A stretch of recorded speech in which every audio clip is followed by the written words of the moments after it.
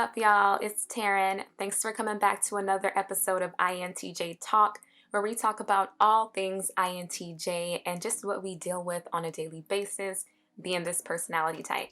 So, this particular episode is going to be about jobs that you need to avoid like the plague if you are an INTJ. These particular jobs will leave you with little to no energy by the end of the day. The jobs that I worked under this, particular umbrella, it left me feeling so depleted every single day. I made it back home with little to no energy, and working these particular jobs made me experience burnout more times than once. So I'm trying to help you guys out so you hopefully don't go through what I did, but yeah. So the jobs that you want to avoid fall under customer service based roles, okay? I am talking your retail stores, your receptionist work, server work, sales, teachers, flight attendants, hospitality type roles. Basically anything where you have to really deal with the general public. You don't want those types of jobs. I've had a lot of jobs in the past 10 plus years, and all of them up until like the last couple of years were customer service based roles. And it took a huge toll on me, and like a bad toll at that.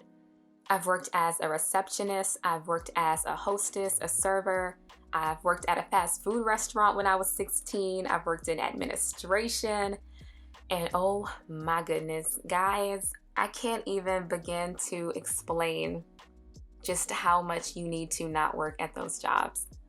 It's just, first of all, as INTJs, you guys already know that even being around people, just being in the vicinity of people, it drains our batteries.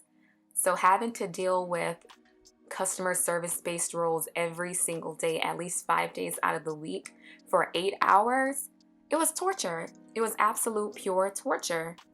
In those types of jobs, you run the risk of running into a lot of rude people, unfortunately, a lot of people who have entitlement, just a lot of unbearable people, a lot of unbearable customers that you have to deal with on such a daily basis.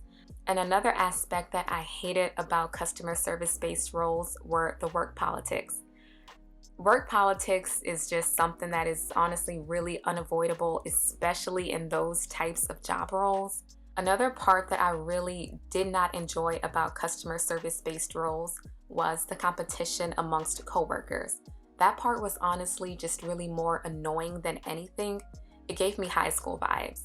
Like, no, I did not come to work to compete with anybody. I didn't care who had the highest numbers, the highest metrics, who did the most, who sold the most. As long as I was doing my job to the best of my ability, and as long as no one else was slacking on their job to where I had to pick up their slack, I was cool. I didn't care about any freaking competition. So that was really annoying. And working in customer service-based roles, it got so bad for me and my energy was so low that I knew I needed to make a change. And I decided to give remote work a chance. And I've been working remotely for about almost 3 years now. And it's honestly the best decision I could have ever made for myself. A huge perk of me working at home is that the commute time is non-existent now, of course. Just me having to commute to work every single day, going back and forth, that took a huge toll on me. Just being in traffic, that was really draining every single day. So I don't have to deal with that anymore. Another thing to note though is even though I highly recommend remote work, I only recommend a certain type of remote work. So if you do customer service remotely, it'll still basically be the same thing. You'll still kind of feel the same. You'll still feel very low energy. You'll still feel kind of depleted at the end of the day. So of course, you still want to avoid customer service jobs if you are working remotely. And I can only do certain types of remote work to where there has to be like a middleman between me and the customer. I need that buffer. For example, I used to do online teaching. I used to teach English to little kids in Asia. They were so cute. But even that got to be very draining for me because it's a very performative job role. Like you have to really be high energy for the kids. You have to really show up for them every single class.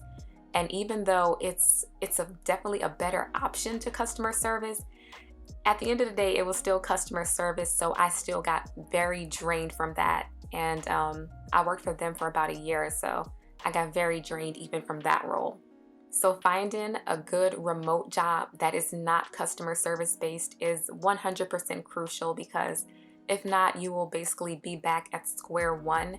It of course won't be as bad as being in a tangible workplace, doing customer service, but essentially it's the same thing, and I don't recommend it.